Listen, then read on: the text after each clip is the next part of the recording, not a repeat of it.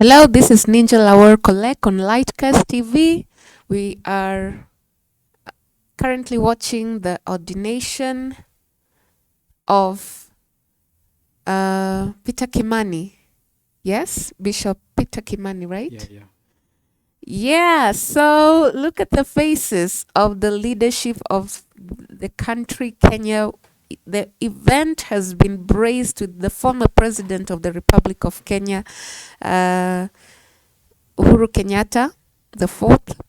Then we have the fifth president of the Republic of Kenya, William Samoei Ruto, together with his deputy president, Professor Kithure Kindiki, and also, controversially enough, the person who braced the occasion, the former president of the Republic of Kenya, Rigathi Gachagua. So, as you can see, on your screens, you've highlighted Uhuru, Ruto, Gachagua, and Kindiki meet face to face. So I can actually tell that there was a lot of tension in the air. People were just wondering what's gonna happen. We have government officials, we have the senators present, we have members of parliament, members of Embu County, the governor of Embu County seated next to the president. Rigathi Gachagua was seated far away from the government and behind the former president Uhuru Kenyatta. There were some government officials from UDA party, and we could actually see that he was actually enjoying himself. He was having a good time listening to some music from the Catholic choir, and while others were just pensively watching, while Kithure Kindiki and his boss, the president, were looking on. I can only imagine what people's hearts were thinking at the time. I know the Mulima, the Mhm. people from Mount Kenya, were actually not impressed by the fact that Uhuru Kenyatta and Professor Kithure Kindiki had braced the occasion, and they decided to off them, like do away with just acknowledging them, and they decided to acknowledge Uhuru Kenyatta. And you remember when we've been watching this whole event, Yeah, yeah. and it's interesting because the Archbishop Muiharia, did I get that right? Yes, yes. Muiharia, Mm-hmm. he was introducing Muheria. Muiharia. Oh Archbishop my God. Muheria. Yeah. Yeah. Bishop Muiheria was actually conducting the protocols as he was introducing the leadership, the political leadership, the former political leadership, and also the presence of the church, the Catholic Church leaders, the bishops, the graces, the archbishops, and the priests from different dioceses. And what caught my eye is that when he mentioned the name Rigathi Gachagua, oh my God, it's like there was an uproar, there was shouts, there were people were happy and they appreciated and they acknowledged the former DP Rigathi Gachagua. And when Uhuru Kenyatta was mentioned as well, people are like, oh, that's our president. Like, you could actually feel that he was the person that people acknowledged and appreciated. Yeah, yeah. And when Deputy Professor Kithure Kindiki was mentioned, and Uhuru Kenyatta, his counterpart, and the other senators and governors from the current establishment, political establishment, nobody really cared to acknowledge them. So it was like real tension. You could actually cut the tension with a knife. Yeah. And it was interesting that I heard uh, the Archbishop, he actually wanted to let Rigathi Gachagua to speak, and then all of a sudden he didn't. I don't know what happened there. But then again, we are glad to see that there was decorum amongst the leaders, and this comes from a backdrop where Rigathi Gachagua was impeached. Yeah. and now they're meeting in the same event. So what are your thoughts, Don? What are your thoughts? Do you think that when they were going for lunch, did they go? Did they actually meet and greet? What happened? Uhuru Kenyatta, did he leave? Oh, Uhuru Kenyatta said that he had to leave quickly because he had some other pressing engagements. Actually, he said that he didn't want the pressures. That yeah, like he has retired. He has retired, and he doesn't want the pressures of politics, I guess, and that's why he had to take a quick leave outside, so that he goes for other stuff, other issues. I don't know. Unajua he's an old man, and he has a lot of things on his plate that he has to accomplish. But me, I saw it. Maybe Uhuru Kenyatta is smart, and maybe he doesn't want a lot of issues. The way he said that, yeah, I mean, nanyamaza tu na naona TV na nasikiza radio, so he doesn't have a lot of issues to say. And regarding the whole issue of Gachagua being present, also Ruto being present, and Uhuru being present at the same event, I've seen it. I guess, according to me, it was a mistake for Ruto to go, according to me. Really? Yeah, Why would you say something like that? We are seeing a situation here of a sitting governor, that is Cecily Mbarire. Is actually a UDA, I guess, is it deputy, deputy chairperson, or I don't know. She is the chairperson of UDA party. Yeah, so you see a person of her status and UDA ally, like you see her people cheering so much for former DP Rigathi Gachagua, and not cheering at all for President Ruto. It was quite embarrassing for her. So I guess maybe if she was wise enough, she could just attend, and then Ruto not to attend. I think it was enough for Kindiki and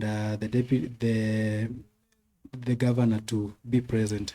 But I didn't see the importance of Ruto being there, because even the speech that amesema, the speech, I think that was the shortest speech I've had Ruto speak in a 10 event.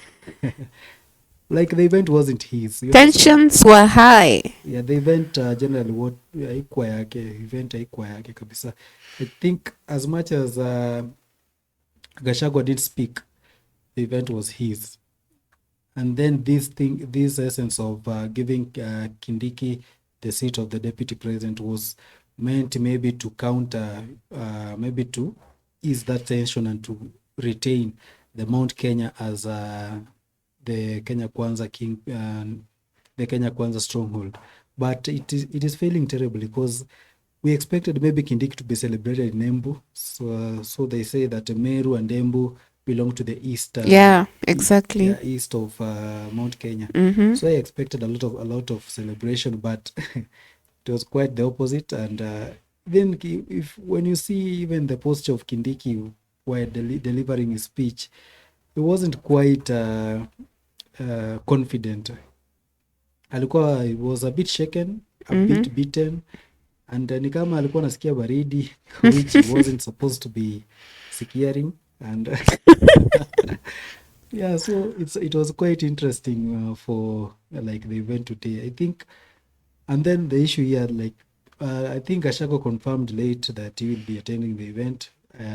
He confirmed yesterday the evening that he will be attending this event. Did he? Yes, and there was a press release of him attending the event, and I guess maybe all the attendees there, they attended the event or the request of those leadership of the Catholic Church, and maybe kila mtu wanted to make his presence positive or is availability positive, so that they wakue kwa macho mzuri ya wananchi. You understand? Because if maybe they declined, it will be maybe bad for them. It will be a bad picture for them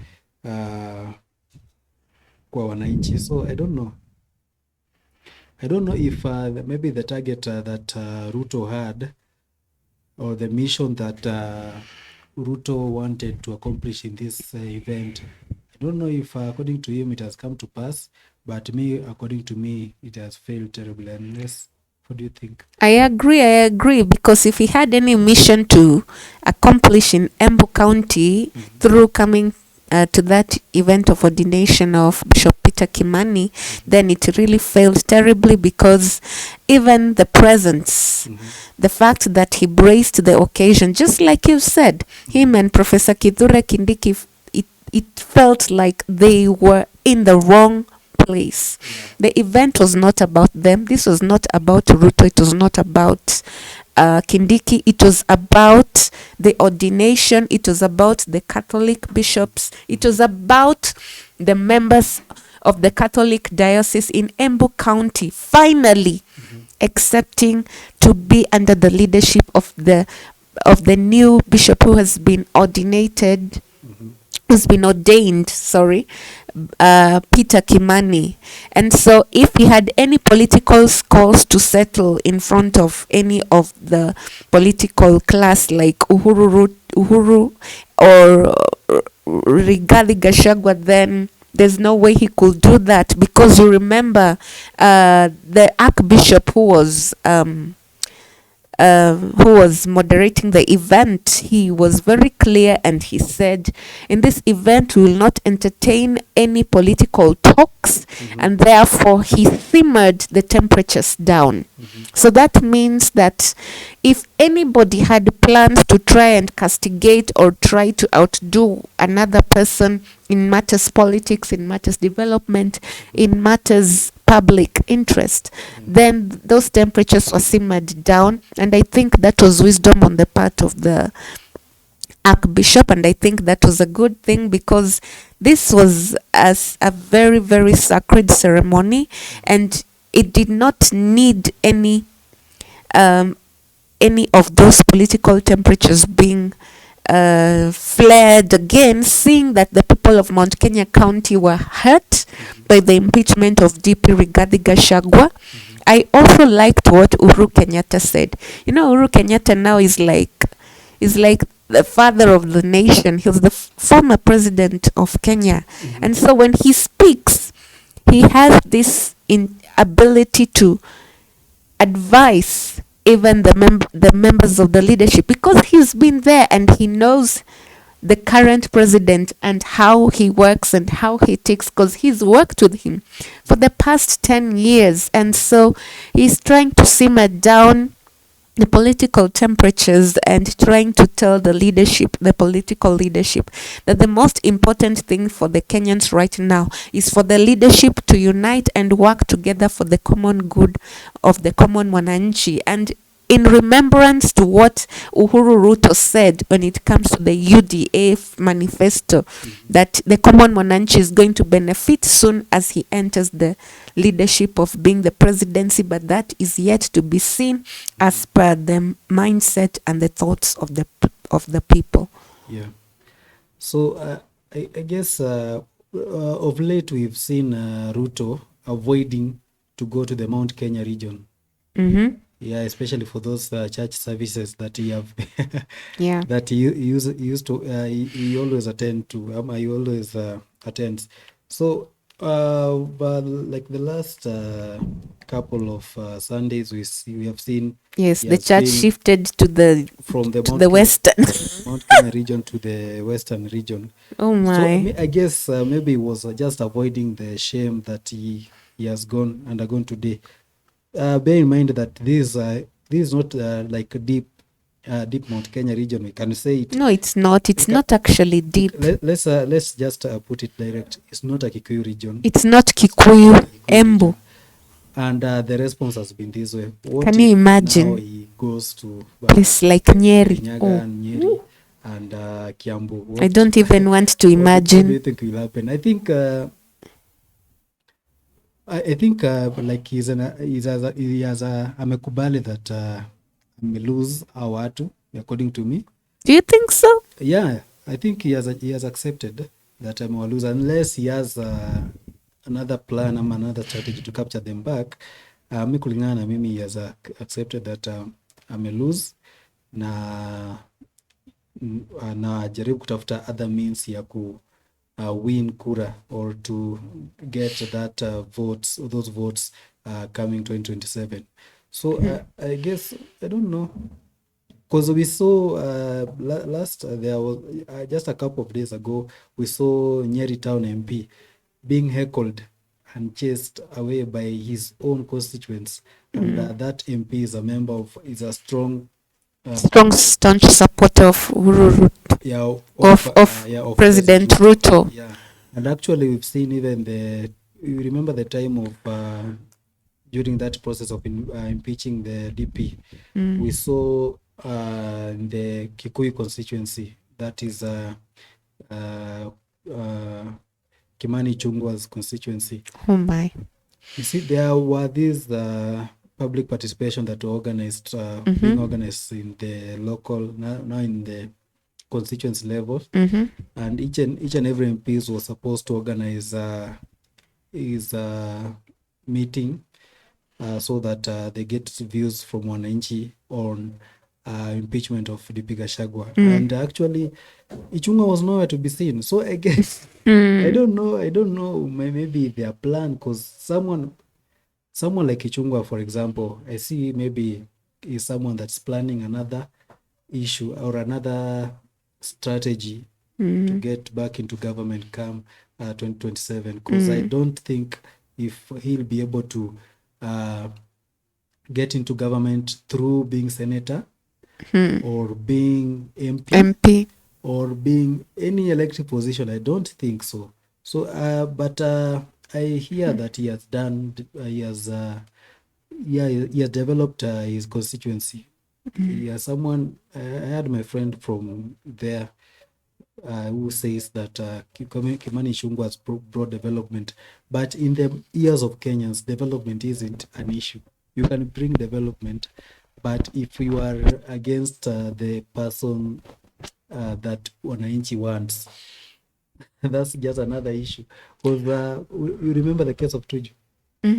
Yeah, during that time, that during the 2007 elections, when the Raila's energy was high and Luos were just obsessed with Raila, and Tuju out of nowhere came and started supporting Kibaki. Is it Kibaki or Uhuru? Yeah, Uhuru. Yeah, Uhuru. You saw what happened. He was chased.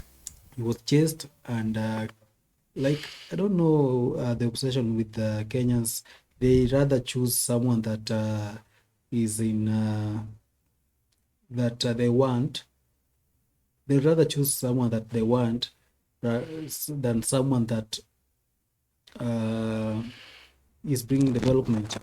Because we saw even Tuju brought development in Rarieda, and people spoke ill of him, but it didn't make it back to that seat.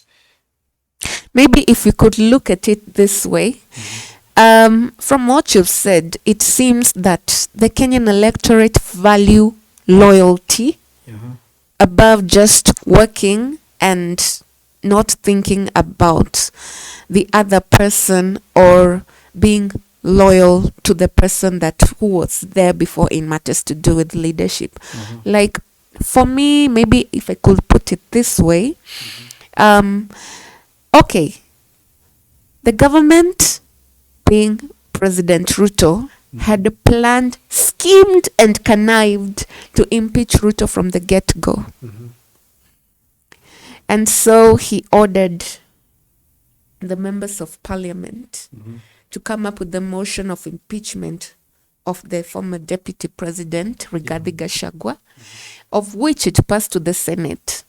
But then these people who are in parliament, remember that power has been donated to them by the constituents. Yeah. They did not elect themselves, right? Yeah. So any person who is an MP, he is actually employed by the members of the constituents, right? Yeah. So it means that, of course, the impeachment of Rigathi Gachagua was on the air, and people heard about it, and probably the members of the constituents made it clear and told these leaders in parliament that no, you should not impeach Rigathi Gachagua, keep him there, let him keep our president in check. He is the only type of person who can actually keep our president in check, tell him the truth, and stop him from doing any other activities that might involve corruption. And so I feel strongly that probably these members of parliament were warned by their constituents that they shouldn't go through with the impeachment. But then again, we've heard from members of the of government and members of parliament and the Senate, and they were confessing that they were given money. They're given money to vote out Rigathi Gachagua and instill Professor Kithure Kindiki. So money spoke for the politicians. And so that is why I think the bench, the most important thing that these people value is that they now know their value in matters to do with politics. They're the ones who bring in these leaders, and so they have the power. They can take their power back, and I think that is what they've realized. They have the power to take it. They have the power to take it back. Actually, in the Constitution, it is written that power belongs to the people. Sovereignty and power belongs to the people. So that power was donated to the members of parliament, and the members of parliament did not listen to the people. Yeah, so according to today's event, who stole the show? Uhuru Kenyatta. And Rigathi Gachagua didn't need to say or do anything, but he was lauded. I think this was to spite the current political establishment and was to make them realize we are not as stupid as you think we are. We are seeing you. We acknowledge that you are president, but we want to tell you in your face that come 2027, we will oust you out. That is the message I think he got. But I don't know, maybe he's going to work another strategy. Do you think that the fact that he's going to bring development in Mount Kenya, will it change the mindset of the Mount Kenya people? No, I don't think, because right now, first of all, rating for today's, I think the first person who stole the show without even speaking was Gachagua, and Uhuru Kenyatta, and now followed by I can just Ruto. I can just say Ruto was in the third place because I don't have someone to put at number 3. Because Kindiki, even Kindiki was actually Nyeshewad. He looked like he was feeling cold. Cold, so, thrown cold. What you've said, it's very hard now for the Mount Kenya people to trust Ruto. And they say, like, once trust has gone, it's done and dusted. I don't know if he can come up with another strategy, because we know Ruto. Some say that he's smart, some say he's cunning. We don't know. Maybe the move that he is waiting to unleash to the people. Maybe he has had that move. Maybe before he thought of pushing for impeachment of DP Gachagua, he had a card to play. Maybe he knew that he knows what to do next. You see, politics, in politics you expect anything, because you don't know. But going by the things, the way things are going, unless maybe they bring Raila on board, he brings Raila on board, of which there are rumors of those. Raila is eyeing the seat in AUC. We see, for you to encroach to a person's party and steal some members for them to come the cabinet. Broad-based Yeah, government. that means that there is a card at play. So Mhm. because the politics has been like the Nyanza region versus Mount Kenya. It has always been that way. So I guess maybe he sealed that agreement with Raila before impeaching now Rigathi Gachagua, of which that's a topic for another day. Yep. But the person that stole the show today is Rigathi Gachagua. Okay. Yeah, I can say he's still the kingpin. Okay, people in the comments, tell us, who do you think stole the show today at the ordination of Bishop Peter Kimani? Who do you think stole the show? Is it Uhuru? Is it Uhuru? Is it Rigathi Gachagua? Is it President Ruto? Who do you think the people loved the most when he stood at the podium? So tell us on your comments. Tell us what you thought about these four formidable politicians, Uhuru, Ruto, and Gachagua and Kindiki, meeting in one sitting at Embu County for the ordination of Bishop Peter Kimani. Thank you so much for watching. I am your host, Ninja Kolek. And I am Don Martin Tryon. Kindly subscribe and follow us on Facebook, Lightcast TV Kenya, YouTube, Lightcast TV Kenya, and also on TikTok, Lightcast TV Kenya. And see you on the other video.